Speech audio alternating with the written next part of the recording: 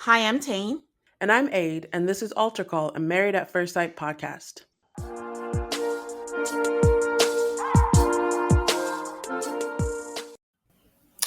Hi, everybody. Welcome to another episode, another off-season episode. Aid is back with us. Hi, Aid. How are you? I'm great. How are you? I'm good. I'm good. Cheated on you a little bit with Nana I last was so week. I was so happy. I was like, good for them watching this show that has 50 episodes a week. I know. I poked fun a little bit at her because Nana likes to claim like she doesn't watch reality shows. So I poked a little bit of fun at her about that. But she's watching all the Love Island. So We have a mutual who has been used by Peacock, and she texted me and she's like, I need the password because I'm going out of town, and how will I survive if I don't have my Love Island? And I was like, this Love Island is really taking over the world. Like, someone is willing to yeah. not go out of town and lose their peacock that I put on their TV because of it.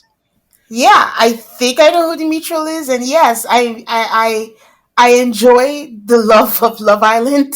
And you know what I find especially nice now is like I now find more people who watch Love Island USA, but not Love Island UK, because it used to be the inverse, and I'm like USA is standing proud on its own, where there are people who are just exclusively USA watchers. So yeah, it's great. It's a really good season. So yeah. So happy for you guys. So happy for you. Uh, Thank you. Thank you. so, while we wait for the season to come back, what is going on with our former maths people? Not much, honestly. I feel like it's been a while since I gave an update. I have about three things, and it's like Mitch from San Diego. He has a girlfriend. Did you know Okay, that?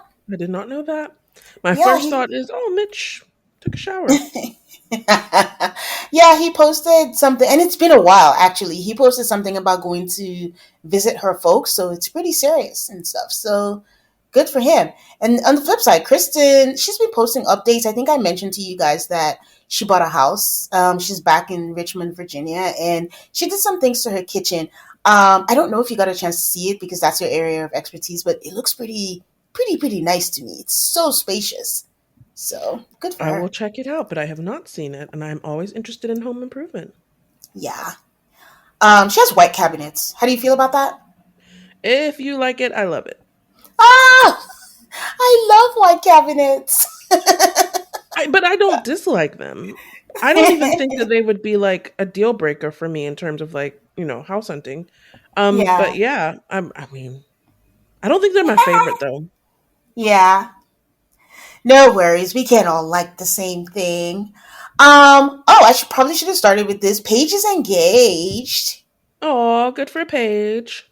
Paige from Atlanta. And finally, again, I told you guys that Nicole, Kirsten, and Gina started a podcast, but they're live now. I think at the time they hadn't started, but D List Diaries is live. So if you want to support, go ahead and listen. I think recently Nicole posted logos for people to vote on logos, and I think Shaq was who helped with the logos. So I haven't had a chance to listen. I had all intents and purposes to listen and kind of give feedback and share with you guys.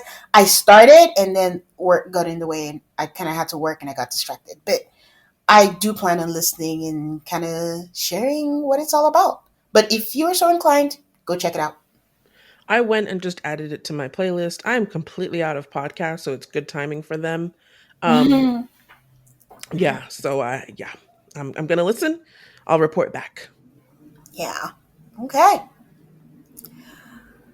So, this episode, guys, we are going to cover the very disturbing documentary on Netflix called Tell Them You Love Me. But before we get into it, the last time we were sharing what it was that we were watching, Aid was knee deep in Bridgerton and Dateline. But it looks like she expanded her territory, right, Aid? Well, I definitely expanded to Olympic trials because you guys, I'm a little bit obsessed with the Olympics. I will say though, as a gymnastics fan, it is just mind boggling what the other sports get to do. In terms of the swimming and the running, that was like 50% of Olympic trials watching because there's so many lengths and there's so many people. It's like, how do you have any stars? Meanwhile, our poor gymnastics is 5 men, 5 women. Uh, I had the thought that athletes are just like of a different breed because it's just a lot of discipline, a lot of focus, and then all that training. You're training for something that happens every 4 years, and then in a matter of seconds or minutes or whatever, you might not even make it. So it was all for nothing. You have to have this kind of mental fortitude to be like, I don't suck after putting in all that time to practice. And I just give them all the accolades, honestly. it's a lot. And as a gymnastics fan, it was a rough trials. At first, it was going to be rough because so many people were so good. And once again, only 5 spots. Next thing you know, if you had a 5 person team in mind, 3 of those 5 people were gone. Like 2 of them were locks. One of them was definitely on people's list, not quite a lock. Gone. At Olympic trials. So first injured at practice at Olympic trials. The second two, first day of trials, first event, torn ACL. Like it was favorites, and some of these hurt. Like I was going back. Shiley's Jones, just one of my favorite gymnasts, has like a very sad story in some ways. Like she's a great person, but a couple years ago, after the last time she tried to make the Olympics, her dad passed away. Like I donated to the GoFundMe for her dad's funeral, and she was like right behind Simone. This whole like past 3 years, she has been right behind Simone in terms of greatness. And yeah, warming up for her first event at Olympic trials, she injured herself and she pushed through and she did a bars Oh, routine, and then oh she's like, it's no. done. And I'm devastated. I'm Oh devastated. I just no. listened to an interview with her coach, and her coach sounds pretty awesome. And the coach was like, I'm really trying, you have to measure your expectations, but the coach was getting excited about all the Olympic gear. Cause she's like, yeah, when you make national team, you get stuff as a coach. And like, they made us fill out our sizes for Olympic gear like last year. They like sent it out to a list of people. And she's like, I try not to get excited, but they're asking for your sizes. I mean, her coach not getting Olympic gear does not compare to her heartbreak. I'm not, I'm just, the whole thing is just really sad for some people, but it opened the doors for other people who I really like. And I'm excited for everybody who's going to the Olympics, but it's a rough process. And for fans, I think it's rough because we're way too invested. Way too invested. I, I was thinking about this the other day. Like, we know Simone Biles is the GOAT. What if during the trials she just happens to have a bad trial period? Do we not send her because she didn't qualify just based on that? So it's so interesting because in the selection procedures, there's all sorts of stuff written in there to make sure that no matter what Simone did, she was going to the Olympics. And without her name being referenced, of course. But they basically were like, we have I mean, only the person who wins trials is automatically on the team, at least for the women. For the men, it's completely different. So the last 4 spots are all discretionary, and the discretionary selection committee gave themselves every single out to make sure that if she can walk, they could put Simone Biles on that team. So that was kind of like, it was kind of funny. Like I was watching with, my parents, and like Simone fell off beam the second day of trials. I was like, don't worry about it. First off, even though she fell off beam, she's probably going to win at this point. And she did. Secondly, even if she fell 4 times off beam and she didn't win, they will put her on the team. Don't worry about it. And it's deserved. Interesting. It's deserved. The procedures actually say, like, if Simone got the flu, they gave themselves an out for that. Now, if Simone broke her leg, they actually didn't give themselves an out for that because they're like, if she broke her leg, we can't take her anyway.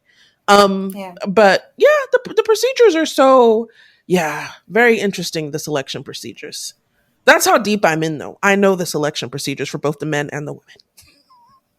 Nice. I mean, it's always good. Everybody has something they're interested in, and you love your gymnastics. I I do. mean, the one and only gymnastics, is it called a meet that I went to? You took me to. Oh. And yeah, it's an experience. What else are you watching? um, I started watching Supercell. It is on Netflix, and it is Yeah. British. You guys, I have this whole thing. I think Black British people are just the coolest Black people, and I will watch any television most of the time that they make. I don't know about this show. I'm gonna have to try it again. I got through a few episodes there, but Cuppy was in it, and I was excited. I got a lot of good things about it. I got a lot of texts about it. Are you watching Super Saiyan? I was like, no, not yet. I will add it to my list, but I'm not watching. But I've only heard good things about it. Okay, it's a TV show. It's a time commitment, but I'm gonna go back to it. What have you been watching? I am taking my time with The Bear because I love that show. It was great. It is anxiety inducing. It is quite ironically categorized as a comedy. It is not. But the one thing they stand on is they drop all the episodes and everyone's like, no, this is not a show you should binge. You should take your time. And I'm like, you can take your time. You can watch it and stop. I don't understand. I don't understand the world we live in where everyone's making it seem like there's gun to head and you have to watch it all. So I'm taking my time with it. So I am pacing myself with that. So that's what I'm watching. And I'm also watching The Mole. I don't even know if anyone watches that, but if anyone remembers, it was on an ABC a long time ago with Anderson Cooper. He hosted one season or something like that. So he came back last year with Netflix, and I think it's part of where Netflix mines people for the perfect match, which I just finished watching. And I already see the two people who are going to be mined for the show. They have a bunch of older people who I don't think are going to be a perfect match. So that's what I'm watching. I do intend to watch House of the Dragon, but I have not started. And I'm trying to finish Only Murders in the Building. It's weird, but it ended a long time ago, the one with Meryl Streep, because I was kind of mad. I don't like when TV shows just bring Meryl Streep on because it seems like a gimmick. So I just didn't watch it on time. But yeah, and then everything else is the huge Love Island, 5 times a week, UK, USA. That's taking up a lot of time. There's that, and then the Housewives. Are you watching Dubai? Vaguely, I'm behind on Dubai. I am actually all caught up on House of the Dragon. I don't know why I find it so entertaining. I do kind of wish they would drop all the episodes at once, but they do week by week, which is kind of a throwback viewing experience. Somebody mentioned that it's confusing. There's so many characters who look alike in the dark, and you try to figure out. And I was like, facts, facts. But I'm here for the vibes. I may not Mm, understand, but I'm enjoying it. That's okay. it's true That's though. cool. It's very true. There's a lot of the like I don't know what that shade is. Platinum blonde wigs. Yeah, Lot of that. it's a Garens are a lot. Well, it is about them, but it's just except the black people in dreads. Whole different discussion. But that's the only people you can tell apart. But yeah, I mean, it's a cool summer. We are still waiting for a match date. I'm not waiting. I'm not anticipating. Like, it'll be nice, but I am kind of enjoying the break. Me too, but it is building anticipation within me so that when it comes back, I feel like I'll be very ready. Like I've been waiting for you. And Tane reposted it on our Instagram. Maps fan says that they have filmed the first episode of After Party. And so based on that, she thinks it'll be in like August, maybe September, I think she said. Yeah. So yeah, we'll see. You know, we say that, but I think we had this discussion where I was like, you just have to go with the flow when it comes to maths and lifetime because the same thing happened. We don't have rhyme or reason or historical data or fact anymore. We used to have a schedule, we used to have a time period, and we don't have that anymore. And then last season, it just threw everything for a loop. They had everything ready, but it still took forever. So who knows what they're going to do? But the one question for me is, will they drop it soon, or will they just wait to reset and start in January so they're back on the schedule again? Oh, the fact that they filmed an after party, I feel like there's going to be a premiere in 2024. Okay. I also thought that they were going to start in July to get themselves back on schedule, and here we are in July with no math. So what do I know? Eight predictions. I thought that there would be another season of Summer House Martha's Vineyard. My latest prediction that I'm waiting to see if it happens is if Benedict is going to be the next season of Bridgerton. Oh, yeah. Yeah, so we'll see. I don't have a good track Oh, record. I just thought of another prediction where we're on the fence on what's going to happen. We talked a little bit about Kenya and the Housewives, and she's now officially, well, she said she left. I don't know what is true or not. But then if she does file, what happens to Atlanta? Like, it's just sad seeing our show go down this way. This is terrible. Like the Bravo, one of the Bravo Real Housewives Reddit subs has been really like going full force and pulling out all this old Real Housewives of Atlanta, like the best times. And it makes me feel like Atlanta is dead the way they're talking. They're like, remember when? Like, it doesn't feel Yeah, like just a nice trip down memory lane. It's like, oh, remember, it's a remember when because this thing is dead. It's like having a no, funeral. I agree. Because I was talking to a friend about it, and I'm like, honestly, at this sit, just call it. Just call it. Because if Kenya is not going to be there, Portia is not, she doesn't have the range for like leading. She's a good ensemble person, but we can tell by her own, show. I love Portia, but I don't think we have enough people to carry it. Like her and Drew and whoever the newbies are or whatever, Kenya was who was gonna, move things along. And then if we do move forward, where if she does go the legal route and then Bravo decides like a la Ultimate Girls Trip Morocco, we don't want to show anything that we filmed with Kenya. They have nothing. So you might as well shut it down. And they're starting that precedent with Jersey where there's not going to be a reunion. So, there's no need feeding us scraps. Just RIP. And they did that to New York. We just didn't have a reunion and we never heard from it again. And it's just sad. So, So you are watching Jersey. yeah. I long since gave up, but it sounds like the cast doesn't all film together. For the most part, no, because Melissa and Teresa have finally decided to be real and admit that they hate each other, so they don't go to each other's events. And Margaret is on Melissa's side, so whenever there's an event, she doesn't go to Teresa's events, and vice versa. And so they're factions. Everyone hates everyone, and the last episode was the one where Jennifer Aiden shoved the newbie and she smacked Jennifer Aiding in the face with a glass and water or whatever. So no one's making as much noise as they do when it's Potomac, but you know how it goes. But yeah, I don't know. It's just again, not to be a broken record. The franchise is there's a malaise with the franchise. We need to take a break, put it on pause, devote time to the non-housewife shows, and then come back. Just let Salt Lake City, Dubai, and what's the last one that's new? Well, OC looks really good, so I'm going to say that. But let them thrive, and then let the others just kind of revamp and take a break. So I feel like OC has such low expectations. Like I'm looking forward to it coming back, and I know I'm gonna watch it because yeah. I don't know.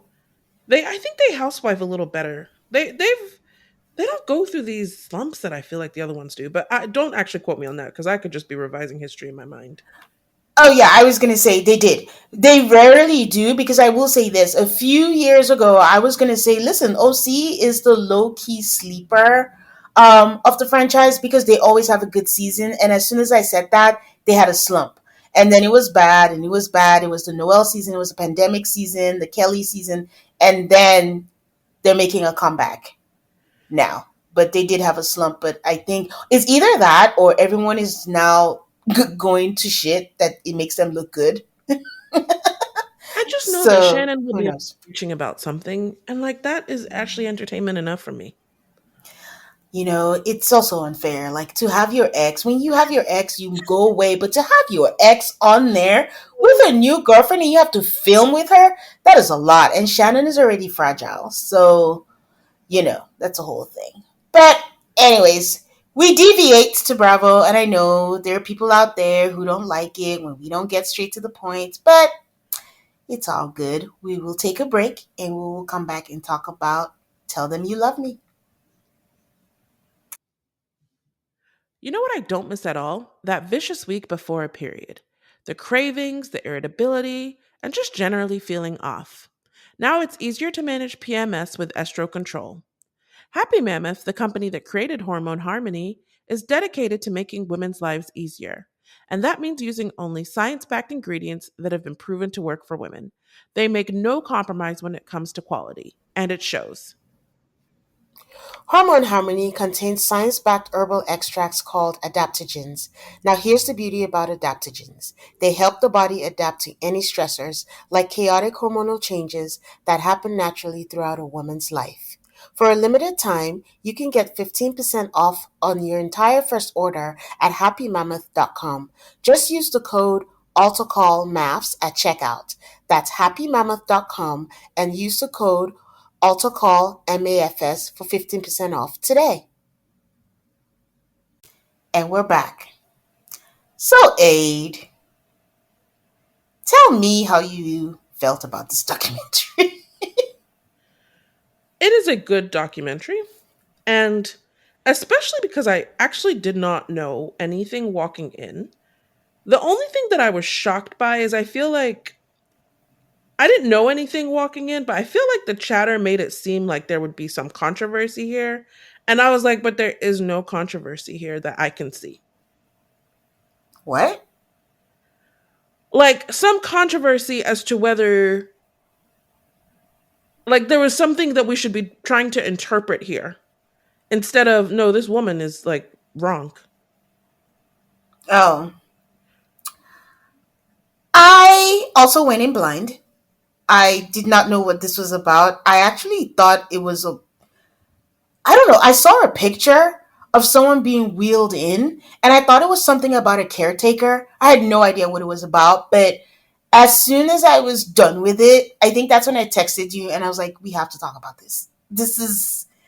I think I'm traumatized by it. And I don't know if that's a dramatic statement, but it just really lingered and didn't sit well with me and just made me sad, uncomfortable, and all the things. Um, Uncomfortable, definitely. And I think part of the discomfort, which they talk about very much in the documentary, is I am not disabled uh, or differently abled. I don't have anybody close to me in my life who was born with, differently abled. So when you pass assessments and judgments, I feel like I'm coming from a place of like this is not something you have experienced. But that's true for plenty of things that we watch. And actually that's something I think the documentary does well is try to have all of the voices that are necessary heard.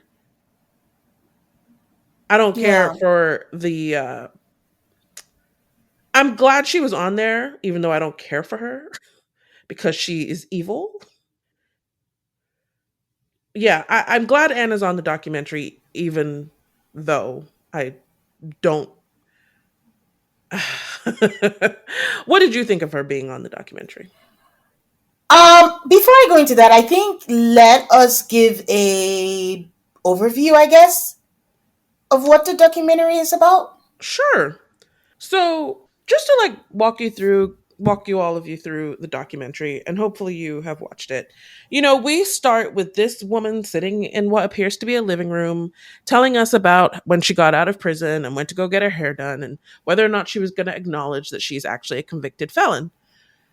Um, and we get to hear the story of John and Derek and Daisy, and when they met her, Anna Stubblefield. So we start with Daisy and John telling us about Derek.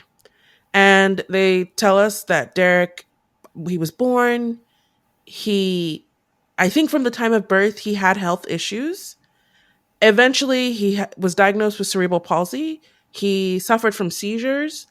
For he's never been able to talk or to write. But Yeah, he was diagnosed as mentally retarded and he was nonverbal with cerebral palsy. So he's always needed care. and we like they open us up kind of with like his perspective of watching his mother Daisy talk to the police in Rutgers, New York. I'm sorry, Rutgers, New Jersey.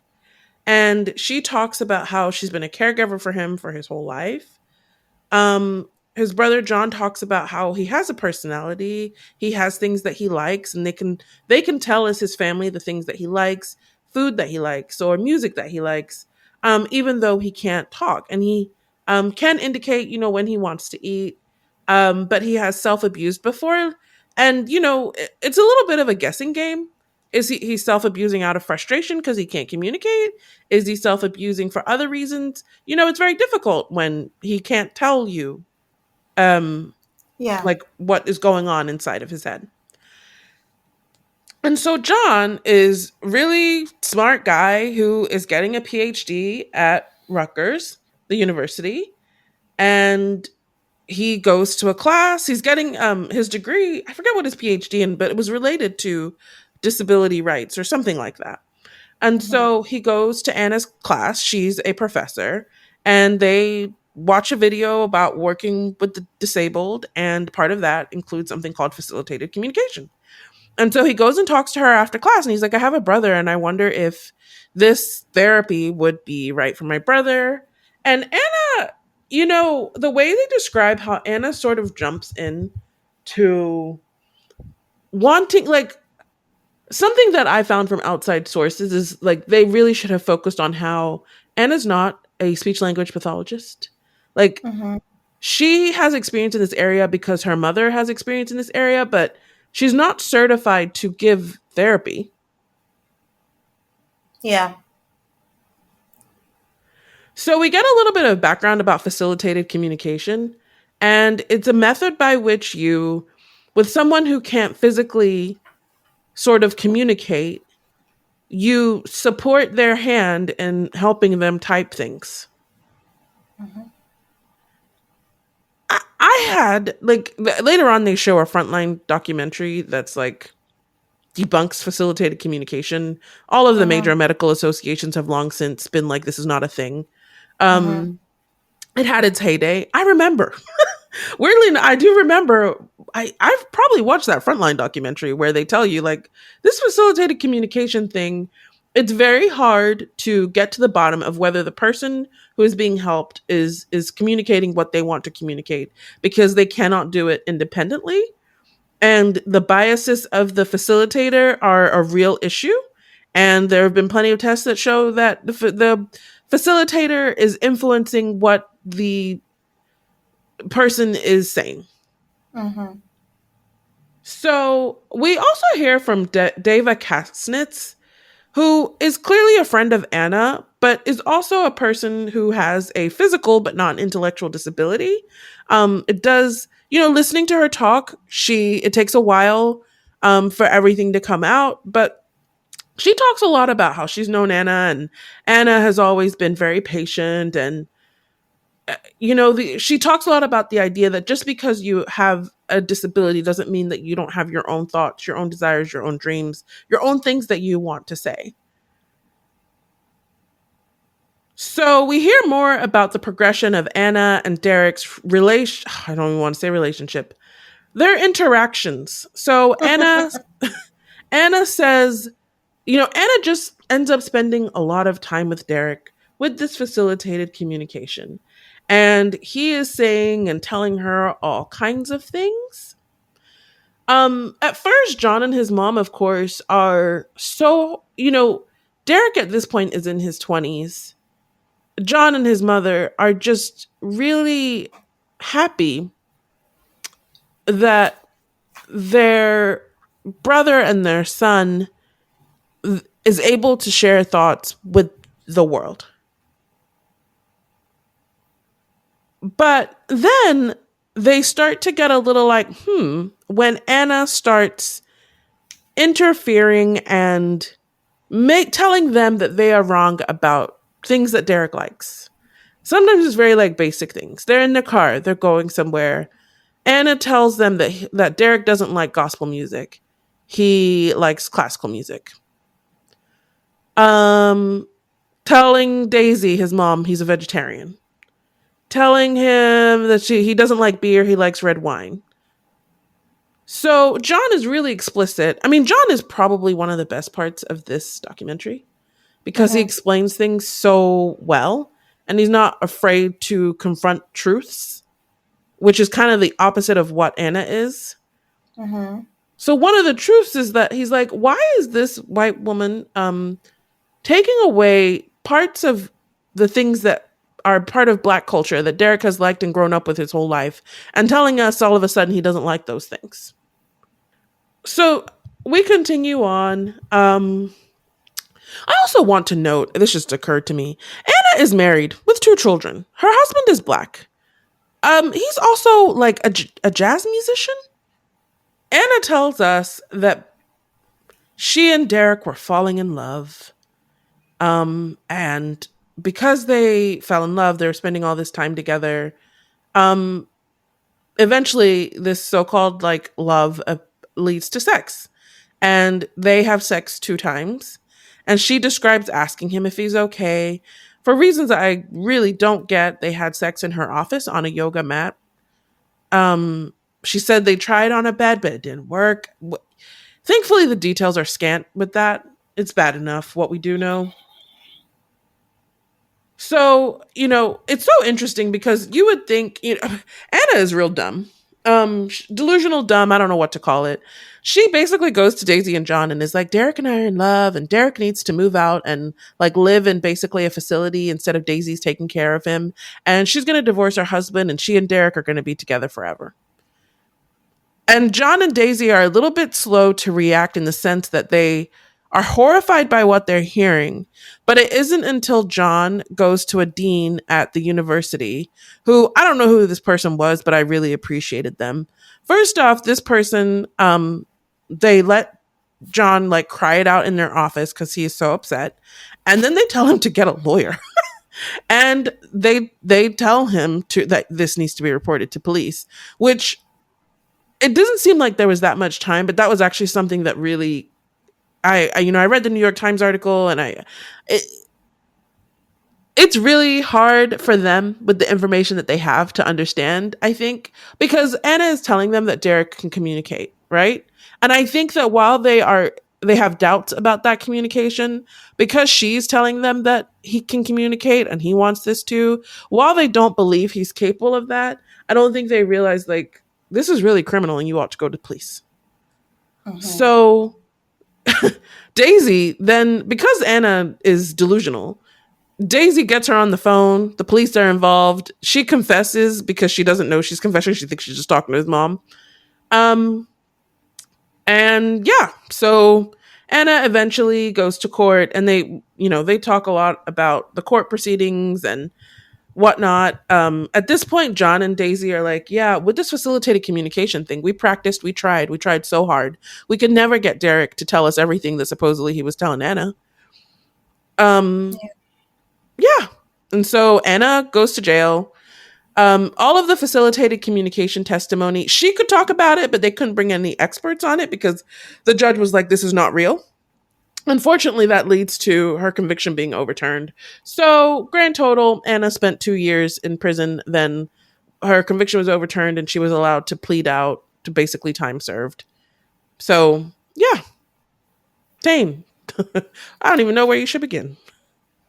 Well, you asked me how I felt about her being in the documentary, and it's funny that I had a friend of mine who I was talking about it with said the same thing, that she was deeply annoyed that she was in the documentary, but I feel the opposite. I'm fine with her being in the documentary because for me, I think I enjoy it loosely used when a documentary has as many viewpoints as possible, including whoever the main characters are, just to hear their point of view, even if it's a lie, even if it's delusional. It just gives more context to it. So I was fine with it. I think the problem that I had the most was the lack of remorse, because Anna genuinely believes that she did not do anything wrong. And I just can't decide if it is a mental illness or, well, I mean, or it's just she's evil. I don't know, because she seems very comfortable. To me, it's an amazing study in how you can make yourself believe what you want, but it doesn't matter what you believe if the harm you cause is real. Just because your delusions are delusional doesn't mean the harm isn't there.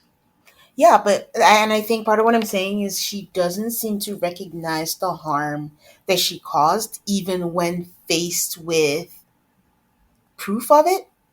She still doesn't see it. When the documentary started, she said something about, I mean, this is it to my recollection, because I wouldn't want to feel like I'm representing this the wrong way. But the tone in which she said it was like, I don't know what y'all talking about. What I'm saying is true, and there's nothing you can tell me about it. So that was very disturbing for me, and that was the only, like, the issue I had with her presence in the documentary. But in terms of like the other emotions, the sadness, the whatever, when she talked about being seduced by him, it reminded me of, what is her name? Mary Kay The Letourneau. It Yes, immediately brought me back to that exactly. interview where she Yeah, looks at Billy in the interview and she goes, "You seduced me." And Billy is, I feel like it's one of those moments where Billy started to understand what had really happened to him, because you can just tell. He's like, "But I was like 12. I was 12. What is she saying?" But yes, yes, they are the same. They are very much the same. yeah. So yes, that is what it reminded me of, and it was just very uncomfortable, because it's like, how can someone, they brought in that doctor, who, Howard Shane, who's the one that kind of debunked the whole thing about the system that they were using, and he said that he had the mental capacity of a 6 to 12-month-old child. So how is this person seducing you, telling you to take off your shirt, telling you to take off your clothes and all that stuff? Like, it's just, how she cannot see that is very, very disturbing, because to the outside world, she presents herself as a professor who is well learned, very knowledgeable, but cannot grasp the simple fact that this man cannot seduce you. Well, at a certain point where she's talking about how they like disagreed with each other and they would have these great conversations, I thought to myself, you invented a person for yourself to date. You invented a person who, even because it's interesting that she's like, well, we had disagreements, but like we worked past them and da-da-da.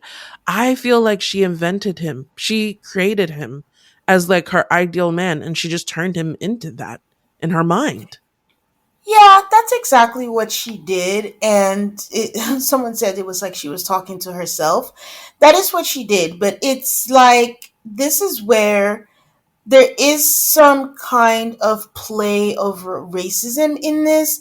His brother John said it. It's not the kind that is so blatant and overt where it's like sit at the back of the bus, but it's a mix of like maybe the racism and classism, where she thinks she knows better than his own family who cared for him. I do like that John brought up the fact about, what his mom, the organizations his mom was working with. So she did have an idea, and she had been taking care of him for how many years before she came into their lives. So to come in there and to suddenly decide that these people, what they've been doing means nothing. The whole thing, like you said, the gospel music, no, he prefers classical music. Oh, the this, he prefers red wine. That plays into what you're saying, into creating someone for herself. That is who she wanted him to be. All of a sudden, this man who didn't speak for many years suddenly became this world class poet, writing like all these things. Like, it's kind of crazy to me that she just thought that this was, real. And It was just so disrespectful to his family to not even have any kind of respect um, for them, for all the things, for all the ways they've been taking care of him before she came along. Something that they talk about it some in the documentary, but it's one of my outside reading things. They talk about how I don't know if she tried or attempted or they did publish papers that were supposedly written by Derek. There's a lot, like, even the classes that she picked for him to go to, because and we'll get into we should talk about it now. Like, he took these college classes, right? And it was kind of a mystery because they talk about how Anna wasn't involved in him taking the class besides picking the class for him.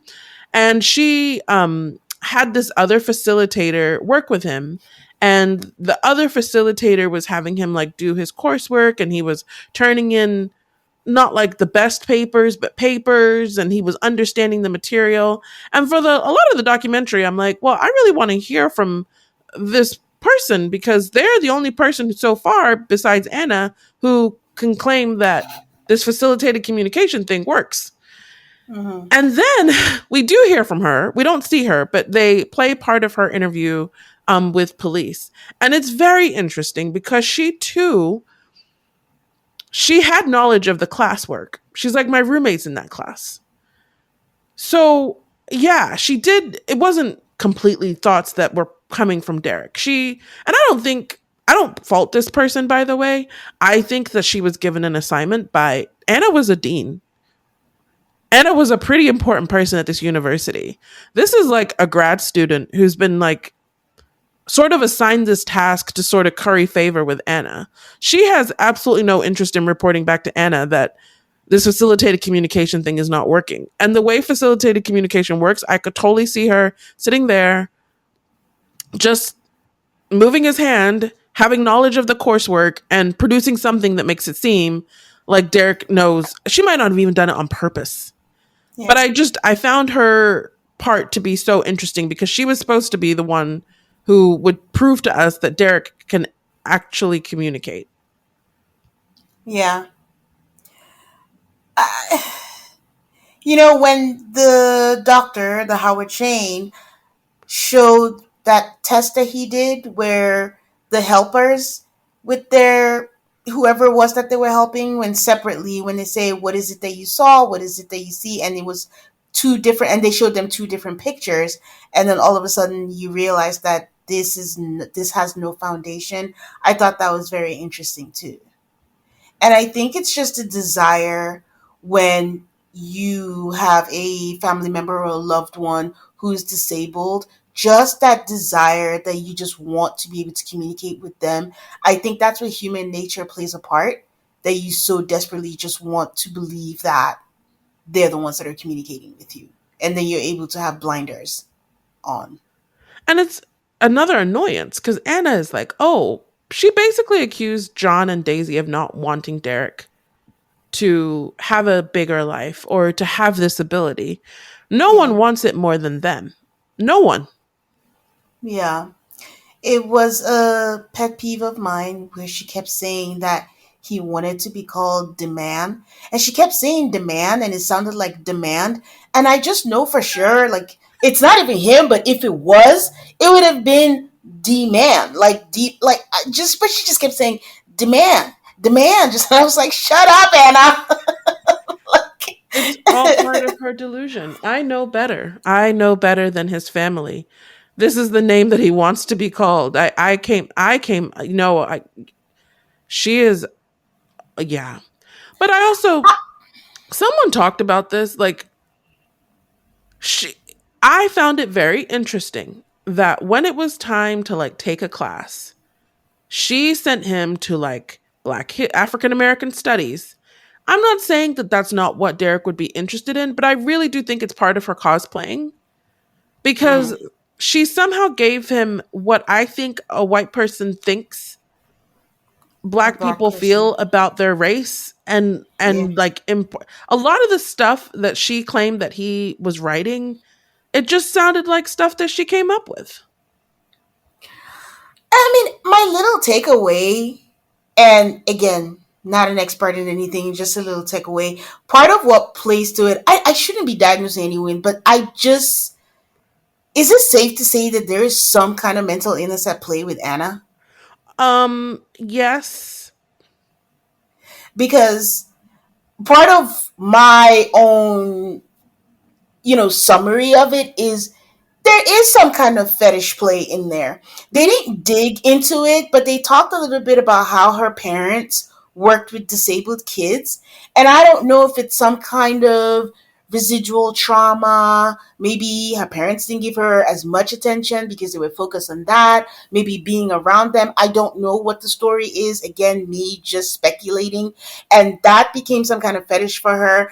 That combined with her being married to a black man, so combine the two, and then with Derek, those two things are in one person, and she just went ahead with it. I don't know. That would have been interesting, but I understand them not delving into it because it will all just be speculative. But I wonder if, because a lot gets cut in the cutting room. I wonder if they asked her any question in that area at all. Like, did she draw any connections, or is there anything or whatever? Because that kind of went through my mind as they blurred out her husband. Because my friend didn't realize that she was married to a black man. She was in a rabbit hole afterwards, and then she saw it. But I was like, no, in the documentary they showed it. They blurred him out, but you could see that he was black. And that was such a scathing letter in the court. He was like, she's a narcissist, she's a liar, and that I would like to know what else has she done. Oh, yeah. Because this is not the. I'm telling you, the people who want to help people, they are the best people on earth. But you have to be wary. You have to be a person who can examine your own reasons for wanting to be people's savior. A white Mm, savior, a disabled people savior. This is a woman who spent zero time doing that. And that's what led her to where she is. yeah. And once again, our legal system, it's just all about finding a loophole, and she's not going to be held accountable for anything. And I think the part that really broke my heart is, besides her not recognizing what she did, but now that Derek has been introduced to sex, and when the mom just says, now there's leftover that we have to pick up the pieces because now he just constantly masturbates. And that just has to be a whole different level of caretaking for his mom, because what mom wants to see their son in like anything sexual, but she has to be the one to, lack of a better word, clean him up. And she mentions how she got him medicated, so I'm glad for that. But she's like, we didn't need this before. Before Yeah. Anna like basically drew him into a world that he mentally cannot handle. Yeah, He not in an appropriate way. Like it's awful. it is. This falls under many a documentary we've seen that is the white savior complex. I'm trying to remember that documentary on HBO about the lady who was helping kids in Africa, and she adopted one, but she wasn't even licensed to be a doctor. But because she came from America, she thought she was better than them. And she was administering all the drugs and telling them what to do and overruling the actual African doctors in the place that she built just because you think you're better. So I don't know. That's what makes the documentary good. Like, the subject matter is really sad and heartbreaking, but it's also an examination of the intersection between, race, classism, and our justice system, you know? Race, classism, disability rights. Yeah. Like I said, I think that part I thought that was the most difficult part to contend with because I am sure that some of this facilitated communication really does work for certain people. I think it's much less. And Yeah. I mean, it's funny because I'm like Anna is part of a world that has some points about the way we treat disabled people and do we consider them and are we listening? Are we listening to people who don't have a voice? But she is not the one. Every Yeah. single thing that she claims that she's fighting against is what she did. Yeah, it's just sad. But I mean, I think you're the one who pointed it out when his brother says that woman did not give a damn about my brother. Oh, because at that point, look, you guys, like I listened to this whole thing, watched it, thought this is terrible, this is terrible. When John is talking about how he noticed like injuries on Derek after he was changing his diaper. And then in the New York Times article, they specifically reference like to have these to sexually assault him, she had to take off his diaper. What kind of if you have the ability to communicate, and we know this because it happens with children all the time, one of the Hmm. first things you're going to learn to communicate is when you need to use the bathroom. So if you're trying to convince me that Derek can communicate, but he can't communicate when he needs to go to the bathroom, he's in diapers. You took off a diaper to sexually assault somebody? That's chilling. That is so chilling. Like, I don't know.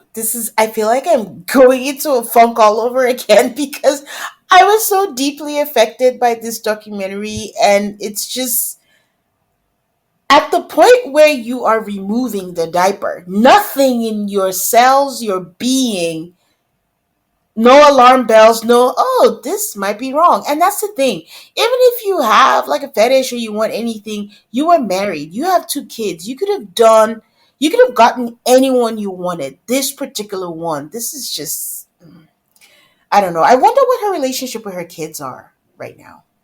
I wonder too. It was really interesting because when she was being led away, she has two kids. But when she was convicted, she was crying out about just her daughter, who's going to take care of my daughter. I'm not sure if the daughter was younger or what that was, but I was like, what about your other kid? Why aren't you Yeah. concerned about them? Yeah. Maybe she was younger or something. Who knows? I'm not making excuses for her. So, yeah, I have no idea. But I don't know. But that was, pretty much my thoughts with that was just this is just sad. I can't believe this happened. And the thing is, if we have this one story, that means there's so many more that we don't even know about. And it's happening out there. So ultimately I will say that this is a hard watch. Like everyone I told like to watch, I was like, warning, it's kind of difficult. I did have a few friends of mine say no, they're not gonna do it. Like there's just like nope. But you know, it's It's sad. it's really difficult to watch. I am glad I watched it because Derek's family has basically John and Daisy have kept anonymous. There have been actually quite a bit of coverage on this case, and they basically, I feel like, have chosen not to participate in anything until now. Hmm. And they're speaking for Derek. They're representing Derek, and they only have his best interests at heart. And they wanted, I think, the world to know what she did. And I think that's why Hmm. they participated in this documentary. And they wanted all of the nuance in there. Yeah. Because, and I say the nuances in, she sexually assaulted him. That's facts. But her reasoning and her methods, every time they say you have to be on like the lookout for predators, because that's what she is. Predators come in lots of different forms. Okay, they Yeah. come in like middle-aged white women who seem to be so helpful too. Okay, Lactane, yeah. I do recommend this. This was a good documentary, but it is a very difficult subject matter.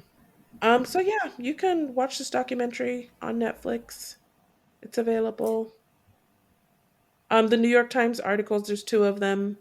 They are both pretty good. Okay. All right. Thank you guys so much for listening. You can find us on Instagram and Twitter at AltarCallMAFS. That's ALTARCALLMAFS. Would love to hear from you. Your thoughts about this documentary. Yeah, as usual, we are continuing with our off-season episodes. Continue to let us know if there's anything you would like us to cover. Please give us a 5-star rating on Spotify or Apple Podcasts. And till the next episode, we will see you then. Bye, guys. Bye.